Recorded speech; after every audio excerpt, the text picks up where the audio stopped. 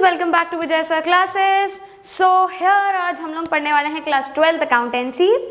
तो अभी तक जब हम लोग क्लास 12th अकाउंटेंसी पढ़ रहे थे तो हम लोग पार्टनरशिप बिजनेस के बारे में पढ़ रहे थे, जो हमारा पार्टनरशिप, एनपीओ, ये सारी चीज़ों के बारे में पढ़ रहे थे।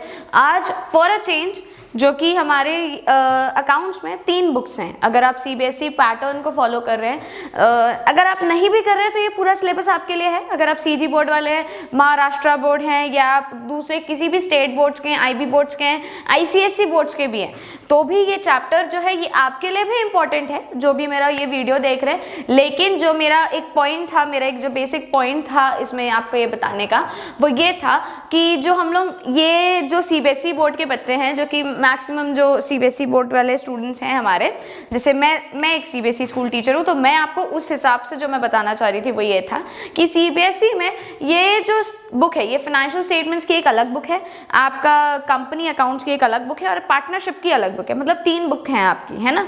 एनसीईआरटी में सारी चीज़ें एक ही बुक में दी है, 2 बुक्स में दी हुई हैं। लेकिन जब आप ये टीएस ग्रेवाल, जो कि most of the time reference books को फॉलो करा जाता है, आई गेस डीके गोयल में भी 2 पार्ट है। आई गेस मैं डीके गोयल के बारे में इतनी कॉन्फिडेंट इनफ नहीं हूँ, लेकिन हाँ, मुझे जहाँ तक पता है, मेरे को ये पता है कि ये इतने सारे तो हैं ही उनमें, है ना। तो ये सारे चैप्टर्स हैं। लेकिन अगर हम लोग बात बेसिकली टीएस ग्रेवाल के बारे में करेंगे तो मैं ये बताना चाहती हूँ कि जो फाइनेंशियल स्टेटमेंट्स का एनालिसिस है ना, फाइनेंशियल स्टेटमेंट एनालिसिस, ये जो तीन चैप्टर है, एक financial statements of the company, analysis of the company, ratios, accounting ratios, उसके बाद आपका आता है इसमें फाइनेंशियल स्टेटमेंट कंपैरिजंस, और उसके बाद कैश फ्लो। ये सारे चैप्टर्स 20 मार्क्स के हैं। Issue of shares and debentures, ये 2 सेपरेट है। इश्यू ऑफ शेयर्स और डिबेंचर्स ये दोनों सेपरेट हैं, ये आपके 20 मार्क्स के हैं। और जो पहली बुक थी वो आपकी 40 मार्क्स की थी, ठीक है। तो सिंस हम लोग कंपनी अकाउंट्स में बहुत ज़्यादा आगे बढ़ गए, बहुत सारे टॉपिक्स को हम लोगों ने कवर कर लिया है, तो मैंने ये चीज़ सोची कि अब हम लोग चलो इसमें स्टार्ट करते हैं थोड़ा सा, है ना। एडमिशन, रिटायरमेंट, डेथ, ये सारी चीज़ें चलती रहेंगी। मैं आपको एक क्वेश्चन के थ्रू ही सारी चीज़ें एक्सप्लेन कर दूंगी, क्योंकि सिंस हमने chapter number 3 change in profit sharing ratio को अच्छे से पढ़ा है ना, हमने उसको पढ़ा है, इसीलिए अब हम इसके ऊपर डायरेक्ट हम जंप इन कर सकते हैं। अब हम इसको अच्छे से समझ सकते हैं, है ना।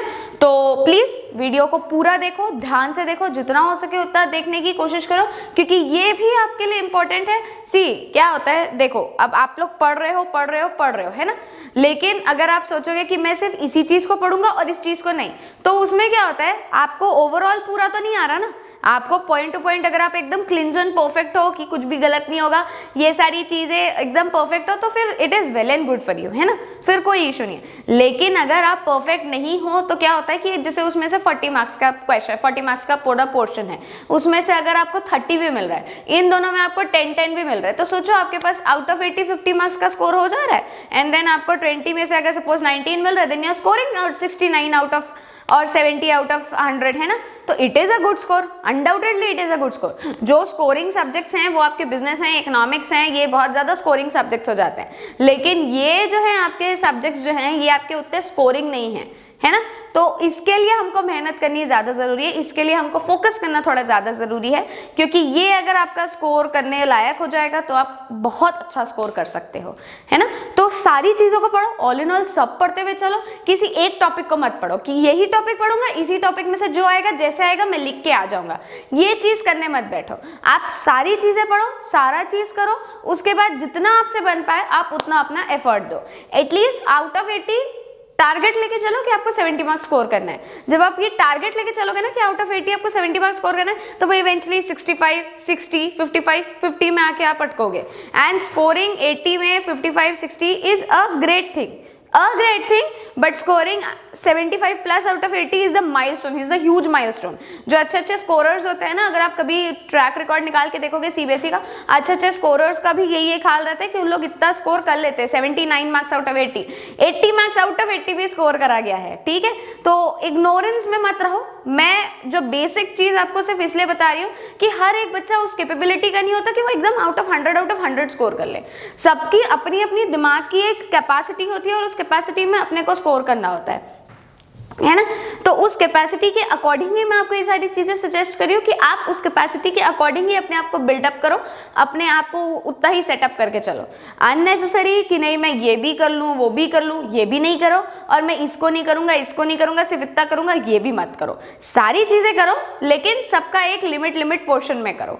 जैसे इस बुक में से आपका अगर मैं बोलूँ तो कैश फ्लो आपके लिए डिफिकल्ट है, बाकी रेशोज बोलो, कुछ भी आप बोलो, आपके लिए बहुत ईजी, मतलब बहुत ईजी चैप्टर्स है।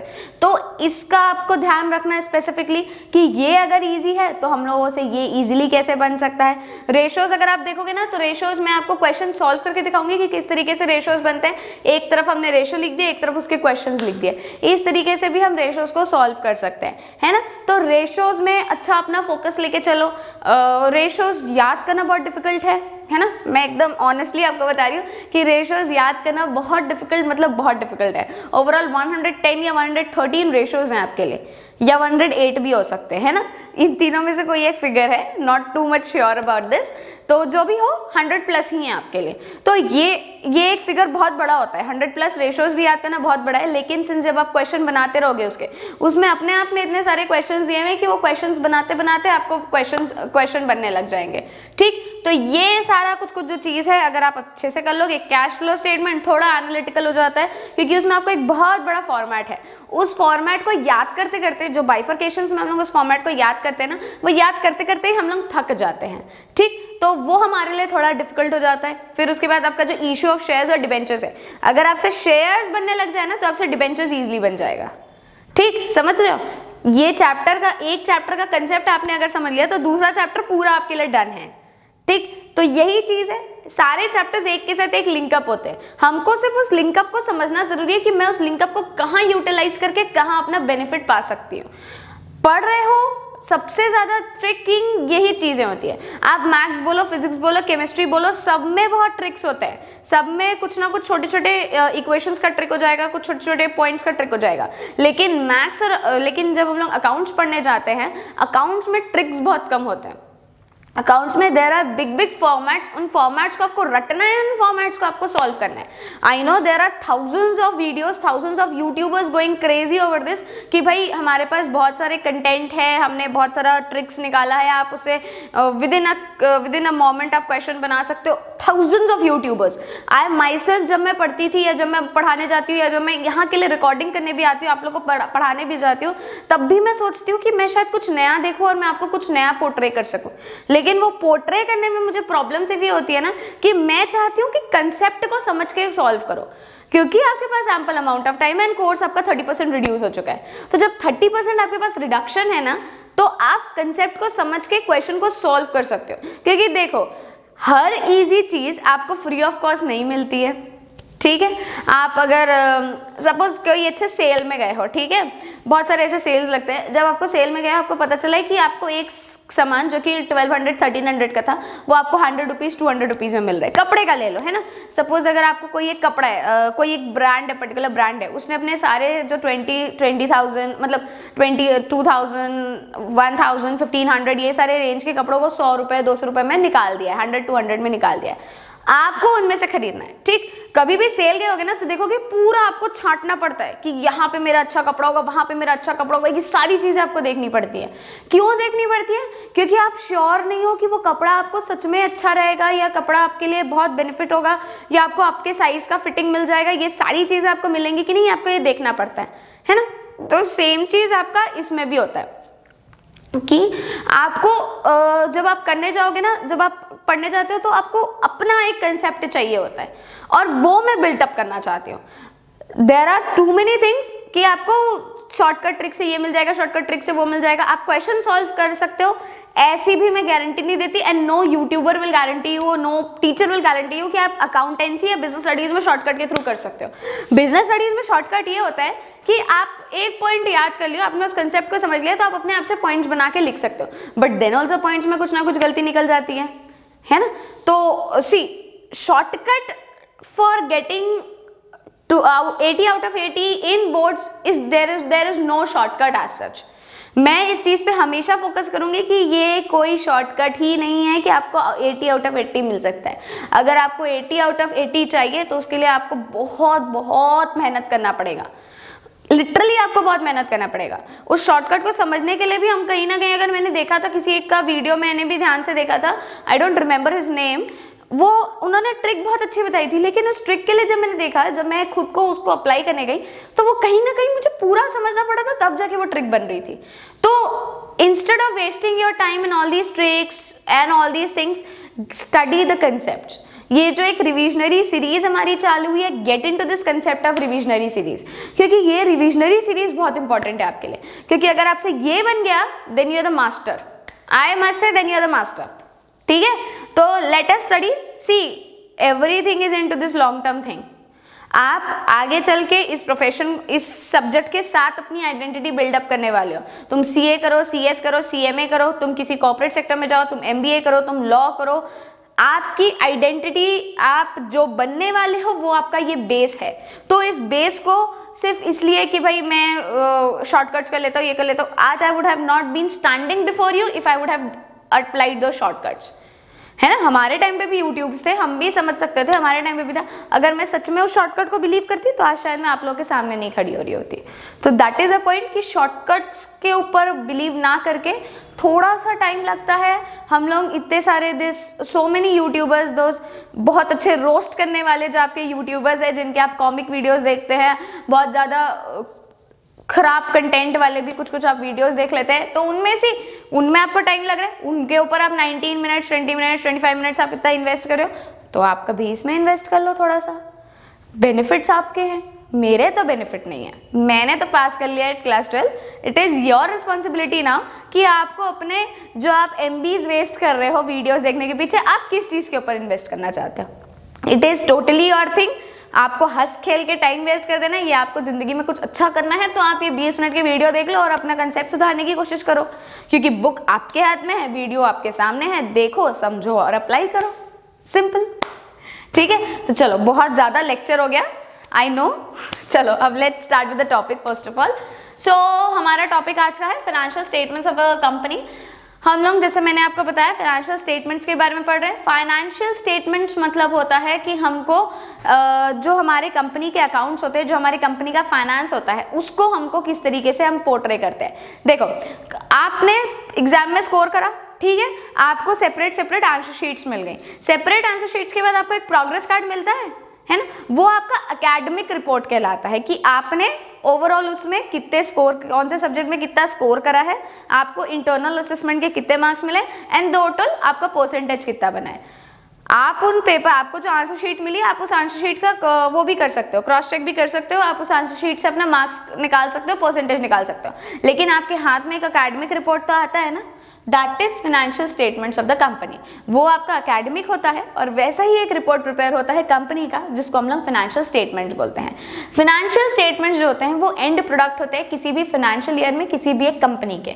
मतलब कोई भी एक कंपनी हर साल के एंड में, जो भी उसने एक अकाउंटिंग पीरियड लिया है, उस साल के एंड में एक फाइनेंशियल रिपोर्ट प्रिपेयर करती है। उस रिपोर्ट में सारी चीज़ें लिखी होती है कि वो क्या करना चाहती है, उसके कंपनी में कितना प्रॉफिट हुआ, कितना लॉस हुआ, कितने का कैपिटल इन्वेस्टमेंट हुआ, कितने का कैपिटल, कितने के ड्राइंग्स हुए हैं, कितना उन लोगों ने डिविडेंड बांटा है, ये सारी डिटेल्स जो होती हैं ये उस रिपोर्ट में हमारी लिखी हुई होती हैं, ठीक है। तो उसको हम लोग फाइनेंशियल स्टेटमेंट्स बोलते हैं।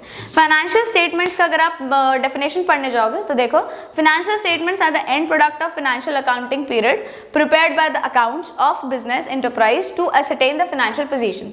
जिस डेट पे मैं फाइनेंशियल स्टेटमेंट प्रिपेयर कर देती हूँ, उस डेट का मेरा मोटिव होता है, मुझे असरटेन करना है कि उस डेट पे उसकी एज ऑन फाइनेंशियल पोजीशन क्या होगी। वो बहुत प्रॉफिट में है, वो बहुत लॉस में है, बहुत ज़्यादा डेप्थ में चला गया है, डूब गया है बिजनेस, या बहुत ऊपर उठने वाला है। ये सारी चीज़ें जो होती है, ये मेरी फाइनेंशियल पोजीशन यहाँ पे असरटेन होती है, तो ये मेरा फाइनेंशियल पोजीशन कहलाता है। ठीक, क्लियर, ठीक। अब उसके बाद है फाइनेंशियल पोजीशन। अब इसके बाद मुझे कैरेक्टरिस्टिक्स ऑफ फाइनेंशियल स्टेटमेंट्स पढ़ना है। ये मेरा फाइनेंशियल स्टेटमेंट का मीनिंग था, मतलब हर साल के एंड में मैं एक स्टेटमेंट प्रिपेयर करती हूँ। वो स्टेटमेंट से मैं एसरटेन करती हूँ कि उस डेट पे मेरी फाइनेंशियल पोजीशन क्या रही होगी, मेरा अकाउंट या जो मेरा बिजनेस है वो सही तरीके से चल रहा था कि नहीं चल रहा था, तो उसको हम लोग फाइनेंशियल स्टेटमेंट कहते हैं। अब उसके बाद है कैरेक्टरिस्टिक्स। कैरेक्टरिस्टिक्स में दो मेन कैरेक्टरिस्टिक्स है, एक होता है पास्ट पीरियड रिलेटेबिलिटी और दूसरा मॉनेटरी टर्म्स। अब क्या होता है, मैं हमेशा कभी कभी आप सुनते होगे कुछ ऑर्गेनाइजेशंस में, या जब बिजनेस न्यूज़ अगर आप पढ़ते होगे, being a commerce student do watch business news, आपके प्रैक्टिकल्स में कुछ ऐसे एक्सटर्नल्स होते हैं जो बिजनेस न्यूज से रिलेटेड क्वेश्चंस कर सकते हैं, ठीक है। तो बिजनेस न्यूज जरूर देखो। तो कैरेक्टरिस्टिक्स ऑफ फाइनेंशियल स्टेटमेंट्स के कैरेक्टरिस्टिक्स में आता है past period relatability. Past period relatable हो जाता है, आपका जो भी आपने पास्ट पीरियड रखा है, जो भी आपका पिछले साल के साथ, वो एक रिलेटेबल हो जाता है। आप हर साल का एक एकेडमिक रिपोर्ट बनाते हैं ना, हर साल का एक प्रोग्रेस कार्ड मिलता है। 6th में आपने कितना स्कोर करा, 5 में आपने कितना स्कोर करा, 8 में कितना कर रहे हो, 10th में कितना कर रहे हो, आपका हर साल का एक रिपोर्ट कार्ड बन रहा है। उस हर साल के रिपोर्ट कार्ड से आप अपना जो भी कंक्लूजन है वो डिराइव कर पाते हो कि मैंने इस साल में इतना स्कोर करा, मैंने उस साल में इतना स्कोर करा। तो that is past period relatability, मतलब आप अपने पास्ट पीरियड को रिलेटेबल कर पाते हो कि आपने पहले कितना स्कोर करा और अभी आप कितना स्कोर कर रहे हो। दूसरा मॉनेटरी टर्म्स। मॉनेटरी टर्म्स मतलब ये होता है कि मुझे पैसों के टर्म में जानना जरूरी है कि मैंने क्या करा है और क्या नहीं करा है, क्योंकि बिजनेस ऑर्गेनाइजेशन है, बिजनेस ऑर्गेनाइजेशन सिर्फ और सिर्फ पैसों में डील करता है। बिजनेस ऑर्गेनाइजेशन आपके क्वालिटेटिव कैरेक्टरिस्टिक्स को पूरी तरीके से इग्नोर करेगा।